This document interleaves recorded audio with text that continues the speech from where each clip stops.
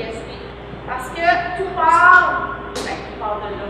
Disons que ça a été un facilitateur dans la mise en place de ces deux initiatives-là. Donc, pour comprendre aussi la dynamique qui est développée au sein de ce comité-là. Donc, il y a le 6 qui est représenté par Serge, qui est Serge Tremblay, travailleur social, Sonia Marchand, qui est en développement communautaire, je ne sais pas Sonia. Puis, il y a Ariane Tremblay qui est responsable du plateau de travail au Nouvelle-Comiste. À la commission scolaire du Club et des Lacs, on a la Vente Arcade qui est Annie, qui est présente sur le comité. On a les 3 organismes d'employabilité. On a Isabelle Martin pour le service Accès Emploi, Maxime Faubert chez Univers Emploi et on a Sonia Gagnon chez Emploi Québec. On a Julie du Centre Alpha qui est sur le comité. On a Stéphane Lucier du Motel Agricole.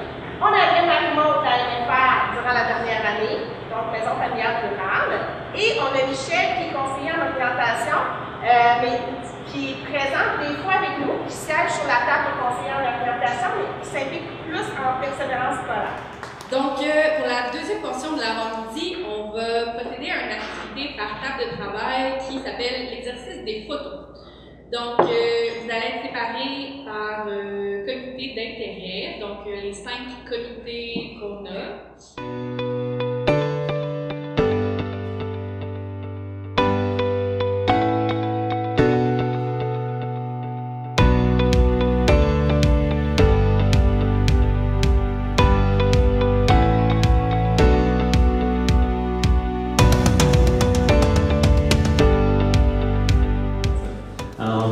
Tranquillement, cet après-midi, vous avez une feuille avec un peu le déroulement, un petit retour sur l'état de la situation de l'Alliance dans les bacs, avec un petit regard aussi vers l'ensemble du Bas-Saint-Laurent, mais surtout dans les bacs où on en est, puis ce qui a été c'est vécu dans les derniers mois, puis où on s'en va, on va déjà en parler un petit peu. On va après, comme ça fait longtemps qu'on s'est vu, longtemps que vous avez tellement entendu parler de ce qui s'est fait dans le cadre de l'Alliance, on va faire un topo de certaines des initiatives qui sont en cours, qui continuent. Certaines se sont bouclées et se sont terminées. On aura d'autres occasions pour en parler, mais celles qui avancent et qui continuent, on va mettre un peu d'emphase sur elles dans les topos en première partie, puis dans la deuxième partie aussi, vous le voyez. On aura peu de changements après la pause, un retour sur la phase comité de lutte aux préjugés. Puis à la fin, pensez-y si vous avez des éléments. On veut vous entendre sur ce que vous aurez entendu, si vous avez des questions, demande de précision sur l'Alliance, mais on a voulu mettre un espace aussi d'échange. Donc s'il y en a qui ont des appels à tous, des informations pertinentes pour bien des gens à partager, il y aura l'équivalent d'un petit micro ouvert où vous pourrez partager une ou deux informations qui pourraient être pertinentes et intéressantes pour tous ces gens. Étienne a bien mis la table, hein? On part, ça fait quand même plusieurs mois qu'on travaille au niveau de l'Alliance. Je me rappelle les premiers mois, hein? Il y en a plusieurs qui disaient il semble qu'il y a des réunions, que c'est du blablabla. Est-ce qu'on va finir par faire des actions concrètes, des initiatives? Et oui, moi, comment je peux dire, on ne peut pas toutes vous les présenter, mais on va vous donner vraiment un avant-goût de ce qui a été réalisé. On va vous parler de l'urgence secours adapté. Il y a Sébastien qui va venir me rejoindre. Au niveau d'historique, il y a Pascal Moret, je ne sais pas si vous connaissez, au niveau du CIS, ergothérapeute. Elle était venue me voir, puis elle avait eu elle avait eu une stagiaire.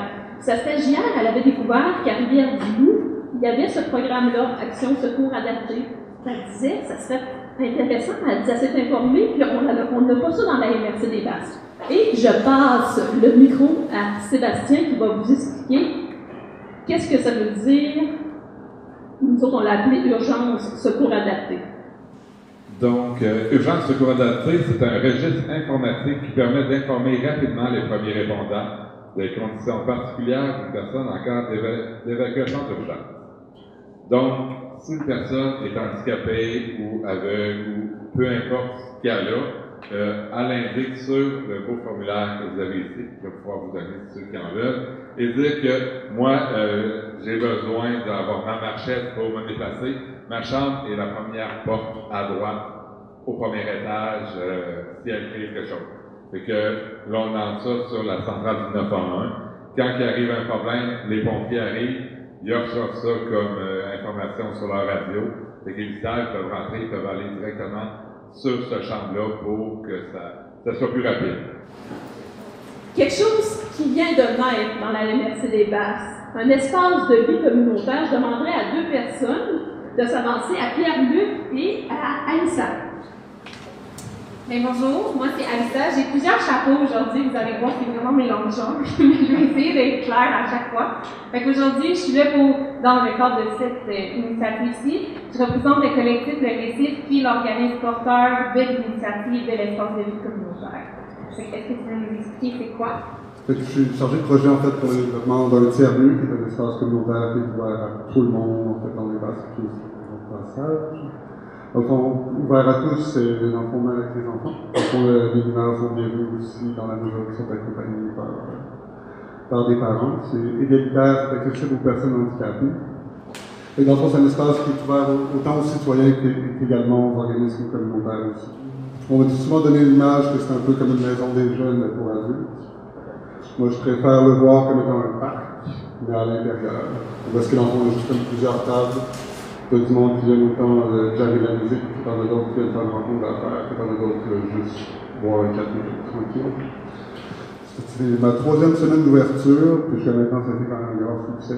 Donc, malgré les heures d'ouverture qui sont un peu limitées, j'ai quand même plus qu'une vingtaine de personnes par jour. J'ai déjà vu des belles initiatives, en fait, qui viennent des citoyens pour des citoyens, autant dans l'entraide que dans le partage d'informations, que dans le soutien moral, en fait, même pour certaines personnes. Je me rends compte que j'ai oublié de vous dire tantôt le porteur. Pour le porteur, pour cette initiative-là, c'est le Récif de Rivière-Pistole. Tantôt, pour les deux outils que Sébastien vous a présentés, c'est la MRC des Basses. Ah non, c'est pas vrai, c'est l'éveil. C'est l'éveil. Hey, ça vient de longtemps. Le dernier avant, comment on fait ça en 2 blocs. Et non le moindre, le chantier alimentation. Je peux vous dire que le chantier alimentation dans la MRC des Basses s'est démarqué par rapport à l'ensemble du Bas-Saint-Laurent. Pourquoi? Parce que ça fait des années que Cosmos travaille au niveau de l'alimentation. C'est sûr que quand la pandémie est arrivée, les travaux n'ont pas été arrêtés, n'ont pas été mis sur pause. Cosmos a poursuivi. L'action qui a été déposée là, à l'Alliance, c'est l'embauche d'une ressource, un agent en concertation au sujet des projets alimentaires. Donc, ça comporte beaucoup de petites actions. Comme on a mis beaucoup de temps et beaucoup d'argent et beaucoup d'énergie dans les basses là-dessus, je vais quand même essayer de faire un topo complet, même assez rapide, là, des différentes initiatives. Je vais commencer avec l'initiative des incroyables comestibles. Donc, l'objectif de ce projet-là, c'est d'offrir aux citoyens et aux citoyennes de la MRC un accès à des bacs de jardinage pour qu'ils puissent récolter ce qu'ils poussent, puis aussi les inviter à participer à l'entretien des bacs. Donc, il y a une trentaine de bacs qui ont été prêtés à des municipalités, à des commerces dans tout l'ensemble de la MRC. La grande majorité des bacs sont à Trois-Pistoles, pour déménager à Trois-Pistoles, mais il y en a quand même un dans chacune des municipalités des Basques. Donc, l'idée, c'est que les premières années, ça a été soutenu beaucoup par Cosmos, par les employés de Cosmos et par l'agent alimentaire. Donc, la première année, ça a été planté, entretenu par Cosmos, mais là, cette année, on était à la deuxième phase de plus d'autonomisation du projet. Donc, à partir de cette année, c'est vraiment les propriétaires de bacs qui sont responsables de planter, d'entretenir l'ensemble des bacs. Il y a encore beaucoup de sensibilisation à faire, beaucoup d'éducation à faire, parce que ce sont de petits bacs, et on a remarqué cette année qu'il y avait été, les choses avaient été plantées trop serrées, manqué d'arrosage. Donc, c'est un beau work in progress qu'on va poursuivre avec la gang de Cosmos. Donc, comment est-ce qu'on peut continuer à sensibiliser? Il y a déjà beaucoup de choses qui ont été faites. On se rend compte peut-être des fois, il manque un peu d'écoute de la part des propriétaires de bacs. On avait l'idée de faire des monocultures, de faire un parcours plus avec traitement de gens de se déplacer. Ça fait pas que l'entretien d'avoir juste une chose par bac. Donc, il y a plein d'idées qui restent à pousser. Ce projet-là est en poursuite. Par la suite, on a cueilli solidaire. Pour ceux qui étaient là en première partie de journée avec Cosmos, c'est vraiment un projet qui a beaucoup collé à Cosmos. On est super fiers. C'est une gang de cueilleurs qui sont allés aux fraises, je pense, au début de l'année.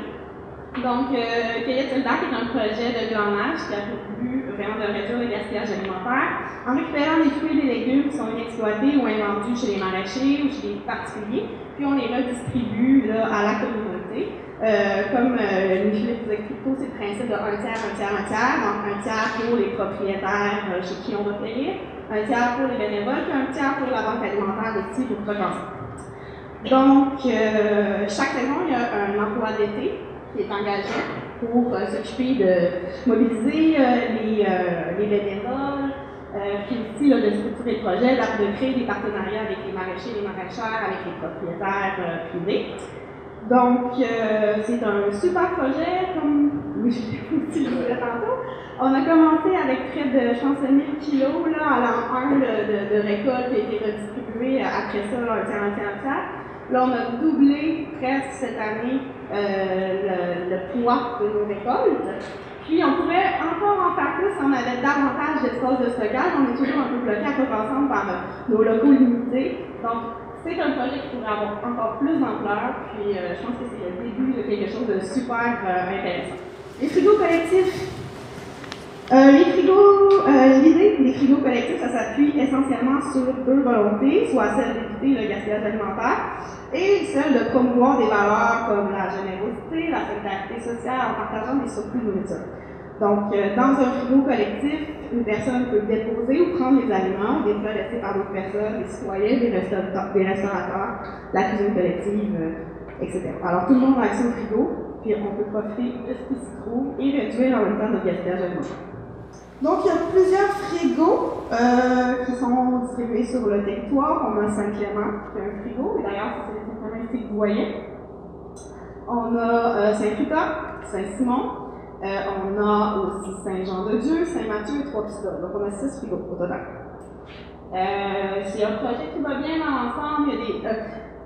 Qu'on s'est rendu compte qu'il allait bien parce qu'on y met beaucoup d'efforts. Quand on y met beaucoup d'efforts, ça fonctionne dans le sens où est-ce que il n'y a pas encore d'automatisme qui a été créé chez la population d'aller porter des denrées, d'y aller. Quand on va l'emporter, on le publicise, ça part tout de suite, on sait que ça sert. C'est bien, mais il y a encore beaucoup de sensibilisation, puis aussi de lutte aux préjugés qu'on a à faire parce que certaines personnes pensent que les frigos s'adressent seulement aux personnes en situation de pauvreté ou d'insécurité alimentaire, alors que c'est vraiment dans une optique plus large de lutte au gaspillage. Donc, encore pas plein de belles choses. Ça va bien en général, mais on sait qu'on a encore du travail de sensibilisation devant nous.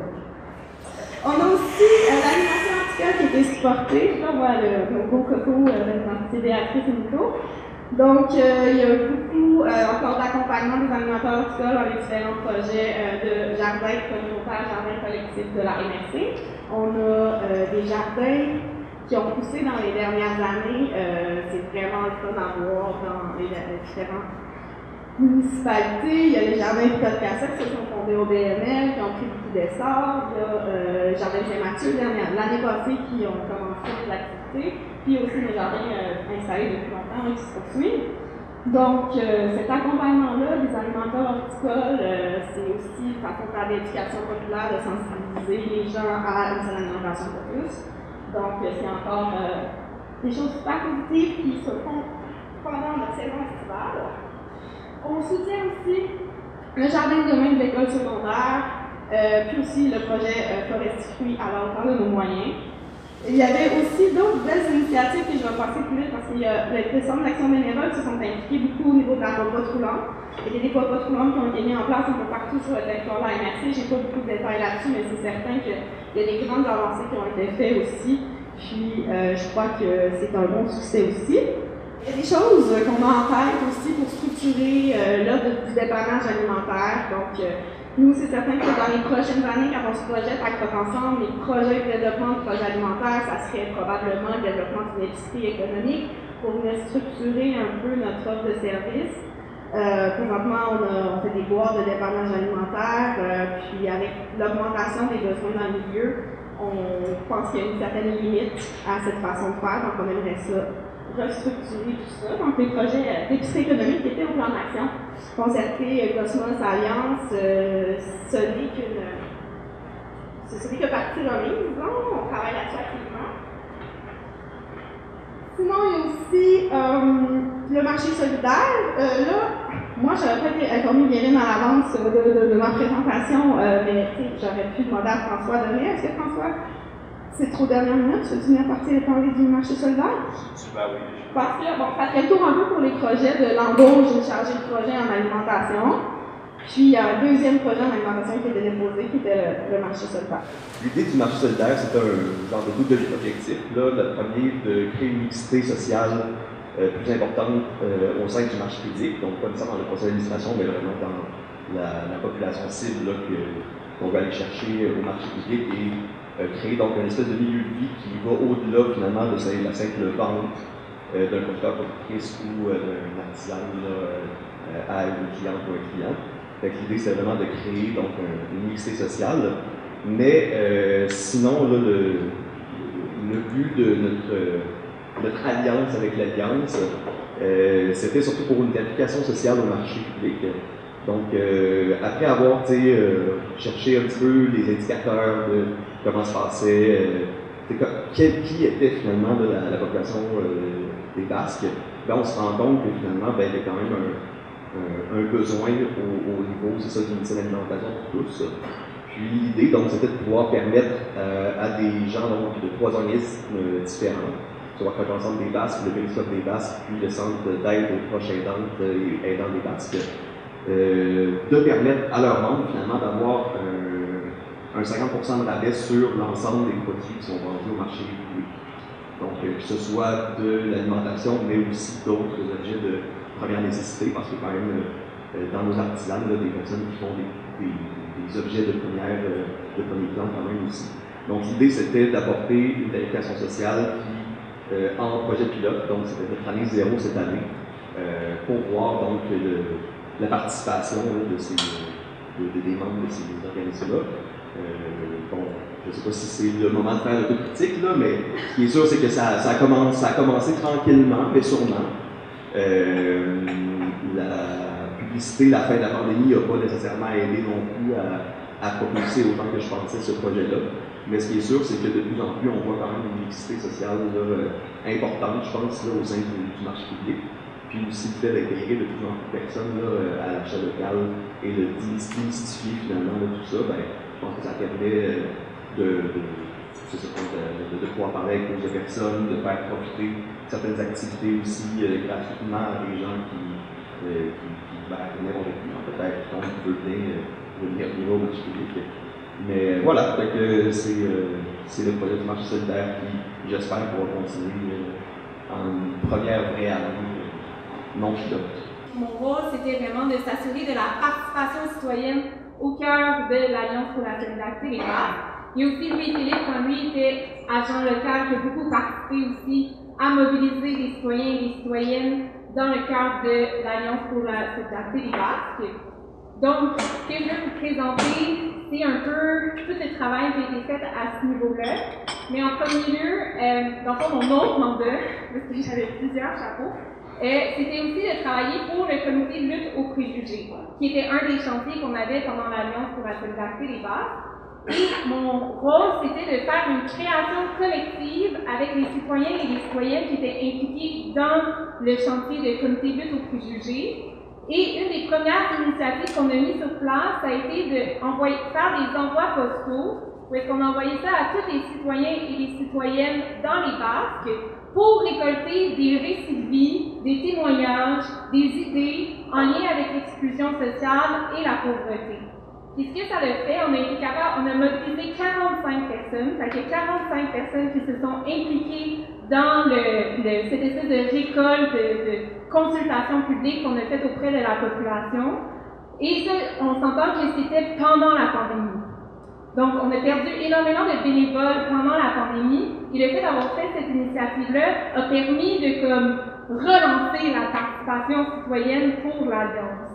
Et avec le comité de lutte aux préjugés, on a approché ces 45 personnes-là, et on a gardé ça quand même très, très ouvert au niveau des questions, puis qu'est-ce que les gens pouvaient partager avec nous, parce que c'est quand même un sujet qui est très sensible. On ne peut pas juste dire comme raconte-moi ton expérience de pauvreté. C'est comme, fallait comme rester très, très ouvert à qu'est-ce que les gens avaient réellement envie de partager avec nous.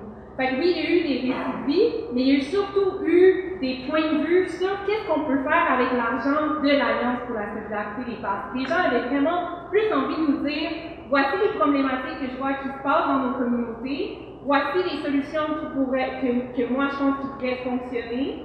Et à partir de toute cette récolte d'informations-là, ben nous, on a créé le rapport CLAP, parce que nous, le comité de lutte aux préjugés, par après, on a monté des actions, on a créé des événements intergénérationnels, il y a le projet mural, plusieurs d'entre vous que j'ai approché pour vous parler de ça, je vais revenir là-dessus. Mais toutes les idées que le comité de lutte aux préjugés, par la suite, ont mis sur pied, viennent des citoyens et des citoyennes. Il n'y a rien qui a été créé par quelqu'un qui travaille dans un bureau puis qui s'invente des solutions, puis qu'après ça, on essaie de l'appliquer sur le terrain.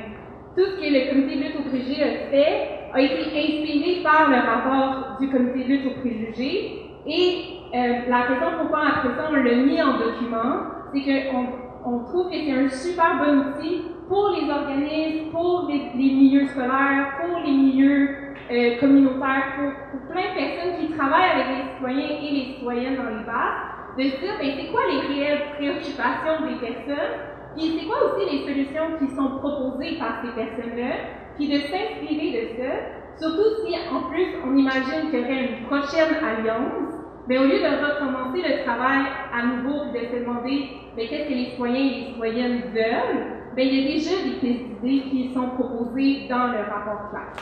Bonjour tout le monde.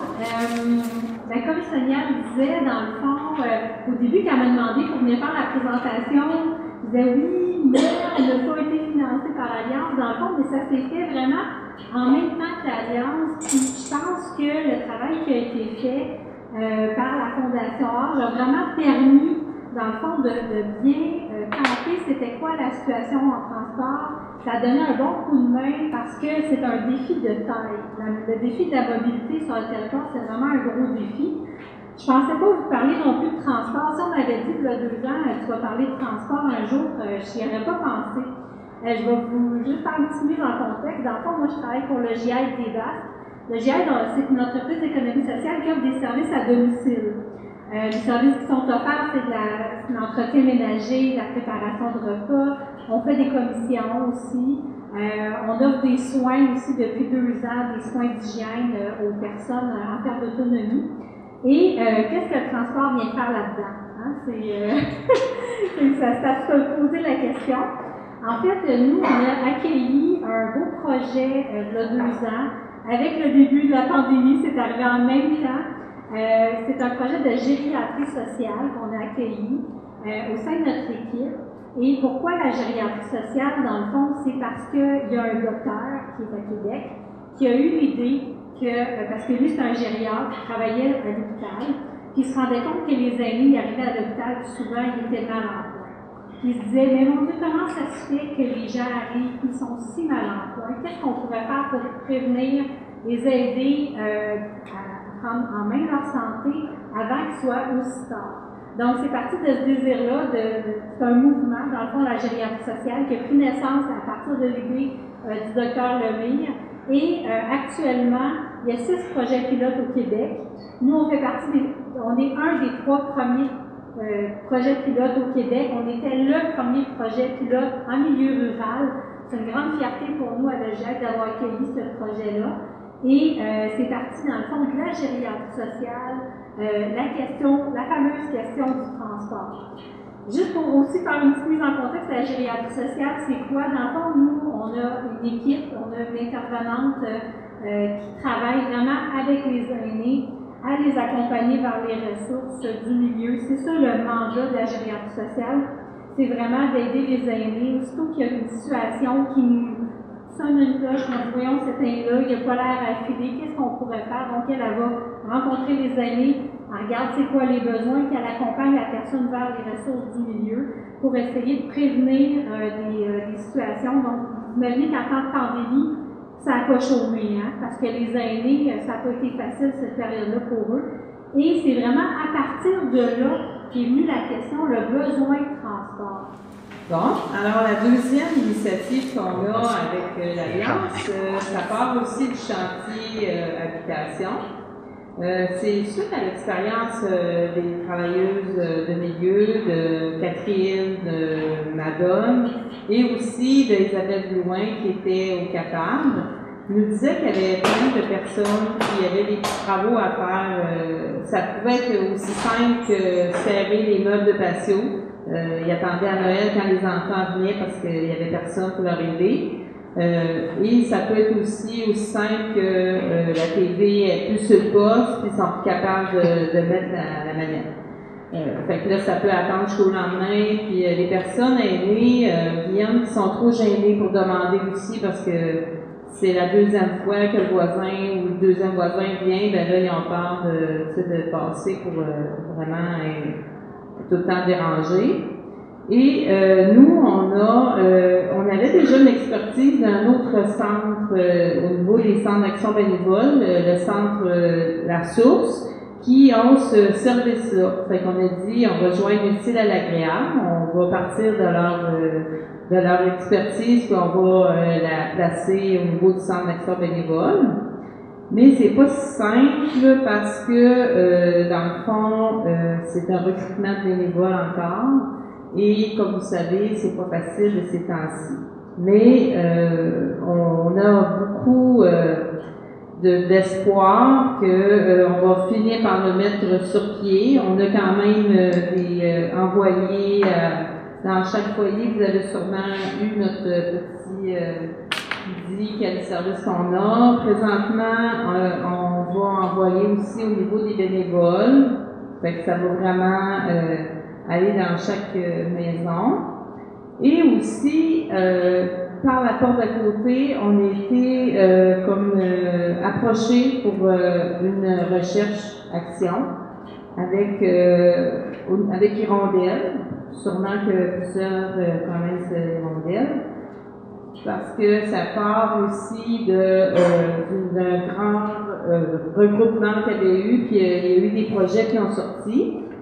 Et nous, on était choisis pour faire partie de la recherche-action.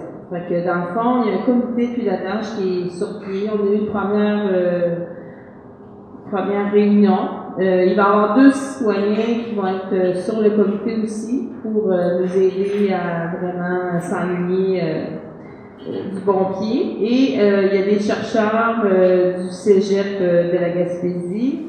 Alors, il y a 2 personnes qui vont travailler avec nous. Ça va être Sarah-Jane Parent, puis aussi Simon Marié-Bouchard et Hirondelle.